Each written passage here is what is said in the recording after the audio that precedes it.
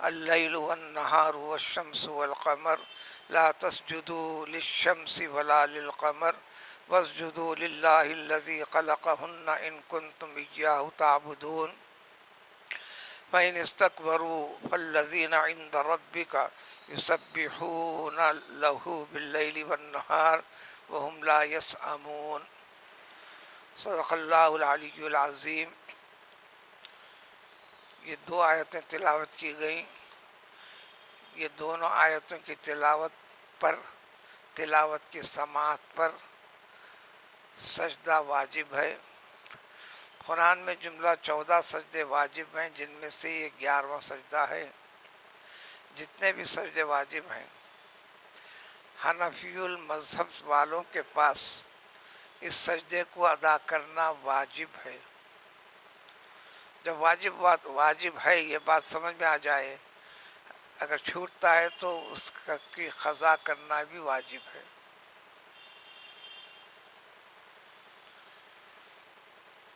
شافعی کے پاس سنت ہے، سنت مؤکدہ ہے، سنت ہے،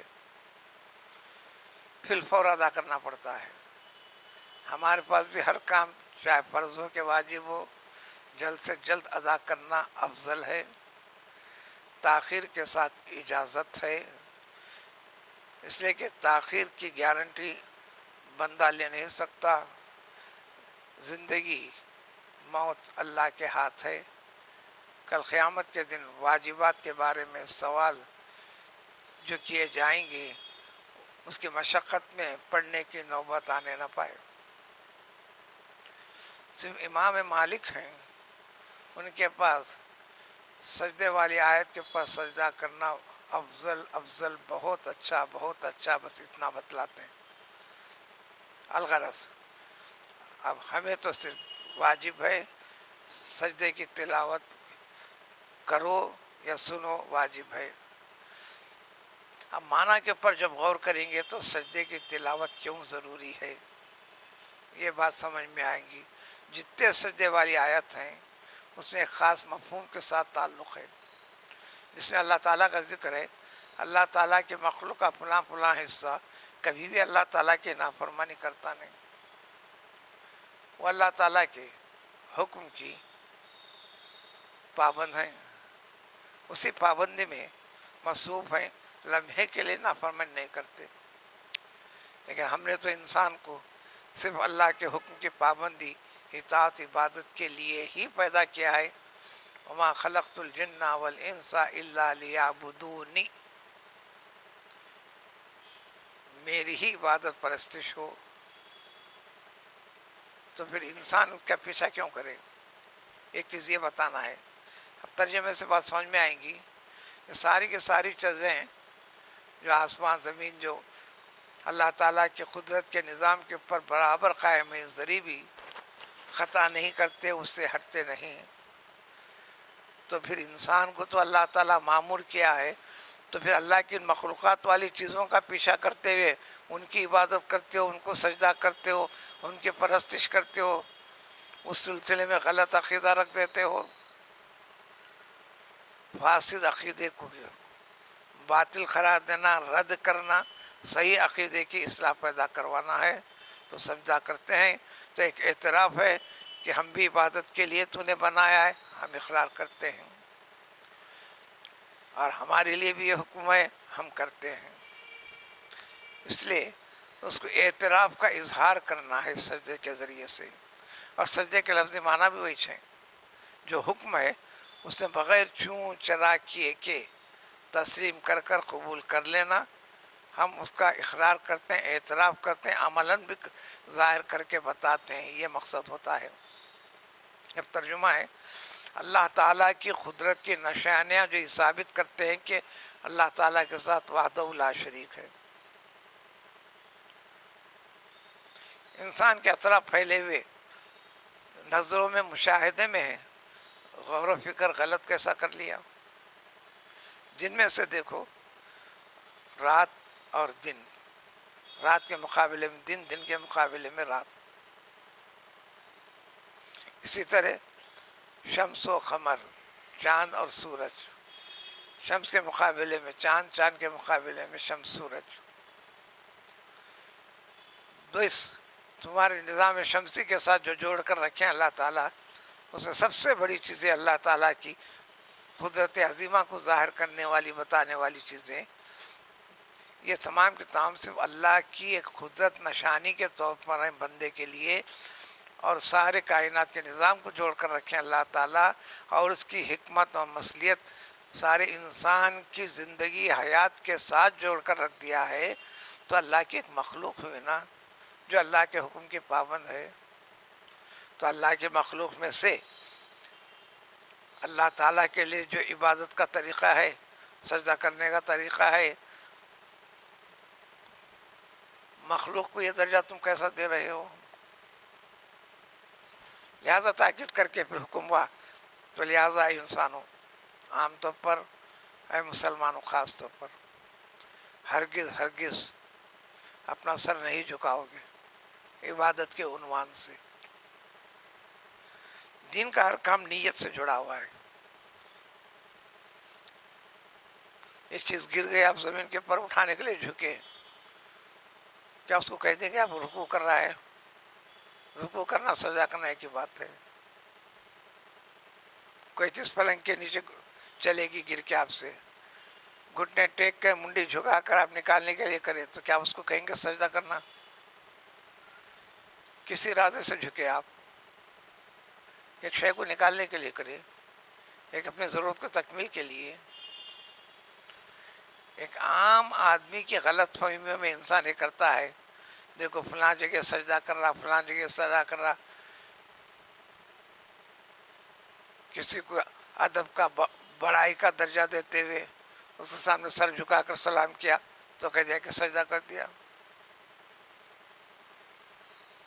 پورے دین کی بنیاد ہے انما الاعمال بالنیات، نیت کے بغیر عبادت نہیں. اور جو نیت کر کے جو بھی کرے گا وہ کام اس کے لیے ہوگا. اس لیے نماز پڑھ لیتا ہے، پڑھ لیا بلکہ اس کی نماز نہیں ہے.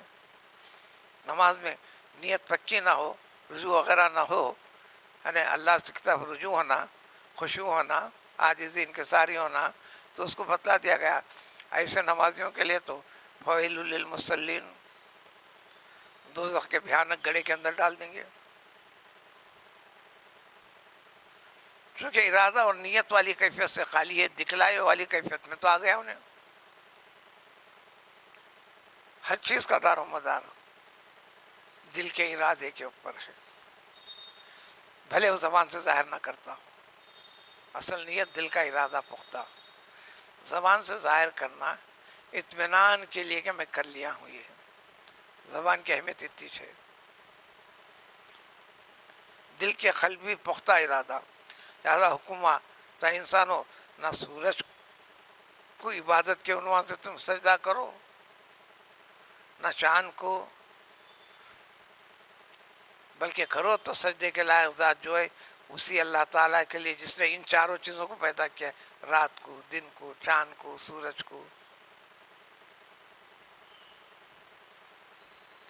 ان کنتم ایاہ تعبدون، واقعی تم عبادت کے دعوے دار ہو، اپنے رب کے اطاعت و فرمانبرداری کے دعوے دار ہو، تو عملی طور پر یہی عقیدہ رکھو، یقین رکھو، یہی کر کے بتاؤ اللہ کے لیے. لیکن انسانوں میں اکثریت اس کا خلاف کرتی ہے. تو گیا اللہ کے حکم کی پرواہ نہ کرنا. جو پرواہ نہیں کرتا اس کو عربی میں کہتے ہیں استکبار. اس حکم سے میں کیوں کروں، ایسا کیوں کروں؟ اگر ایسا کرتے ہو تو تمہارے کرنے سے اللہ کی ذات میں کوئی فرق ہونے والا نہیں، اللہ کے درجے میں کوئی فرق پڑنے والا نہیں. بلکہ اللہ تعالیٰ کے پاس بہت سی مخلوقات ایسے ہیں جو شب و روز ہمیشہ ہمیشہ اللہ تعالیٰ کی تسبیح خوانی، ذکر میں لگے رہتے ہیں، عبادت میں لگے رہتے ہیں. اس لیے نماز میں بھی تسبیح اصل عبادت ہے. تنہا نماز میں 3 سے زائد مرتبہ ہی پڑھنا ہے. کتابوں میں وضاحت کر دی گئی ہے، رکوع سجدے میں 3 مرتبہ تسبیح، یہ کم سے کم بول کر لکھا ہوا رہتا ہے. بعض اردو کتابوں میں 3 مرتبہ پڑھنا بچوں کو ایسا رٹا دیتے ہیں. یہ غلط عقیدہ بٹھا لیا گیا کہ 3 مرتبہ ہی پڑھنا ہے. اب یہ جو مخلوقات ہیں اللہ تعالیٰ کے، فرشتوں کے، اس کے سوا، تو اللہ تعالیٰ ان کی خلقت کیسی رکھے ہیں؟ جیسے انسان کی زندگی کے لیے سانس رکھے ہیں. جب تک سانس رکھے تو اس کی زندگی کی آس ہے، جس دن سانس بند اس کی زندگی ختم. تو فرشتوں کی زندگی جو سانس کے جیسا ہے، وہ صرف ذکر ہے، تسبیح تسبیح تسبیح. جیسا ہم بغیر ارادے کے سانس آتے اور جاتے رہتی ہے، وہ تسبیح تو ان کی ہمیشہ قائم رہتی ہے، اور اس سے وہ کبھی بیزار نہیں ہوتے. ہم لا یسأمون، کبھی بیزار نہیں ہوتے. انسان سانس سے بھی بیزار ہو جاتا ہے، پریشان آگے کہتا مجھے موت کہیں کو نہیں آتی، حکمہ کے موت کی تمنا نہیں کرنا. بیماریاں بڑھ گئے، موت کیوں نہیں آتی؟ کوئی آپ کو زیادہ ستانے لگا، اس کو موت کیوں نہیں آتی؟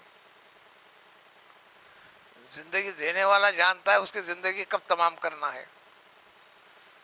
انسان کے منشے کے مطابق 20 انسان کہتے ہیں کہ اس کی حیات طویل ہو، اور 20 کہتے ہیں کہ مخالفین یعنی جلدی مرتا کیوں نہیں. تمہاری ناقص عقل و فکر کے اوپر قدرت فیصلہ نہیں کرتی. قادر مطلق وہ العزیز الحکیم، حکمت کے اوپر مبنی ہے. جس کو تم نافرمان سمجھ رہے ہو، اس کی زندگی کو طویل کرنے میں بھی جو حکمت ہے اللہ تعالیٰ کی ذات خوب جانتی ہے. یہ بھی ہو سکتا ہے کہ اس کو توفیق ہو، پھر نیک صالح بندے بن جائے. جس کو نیک سمجھ رہے ہو، خدا نہ کرے یہ تو ہوتے ہوئے ذکر ہے، موت سے قریب میں ساری زندگی کے کیے کرائے ہوئے اعمال کو چھوڑ دے کر بیزارگی کا اظہار کر کر نافرمانی کی طرف پلٹ جاتا ہے تو دوزخ میں چلے جاتا ہے ہمیشہ کے لیے. تو جب یہ تھکتے بیزار نہیں ہوتے تو بندے کو تھوڑی سی زندگی دی ہوئی چیز میں، اس میں بھی محدود اوقات میں، الگ الگ اوقات میں الگ الگ چیز کی اطاعت کا حکم دیا گیا ہے، تو اس میں بیزاری کا اظہار کر کے اس سے نافرمانی کرتا کیوں ہے؟ اطاعت و فرما برداری سب لوٹ جاؤ. اسی طرح اسی قسم کا اور استدلالی کیفیت جو اللہ کی قدرت کو بتاتے ہیں اور اللہ تعالیٰ کے حکم کے تابع کیسا ہیں، تو پھر انسان اس سے بیزار کیوں ہے؟ اگلی آیت میں پھر مزید وضاحت آئے گی. سبحان اللہ سبحان اللہ.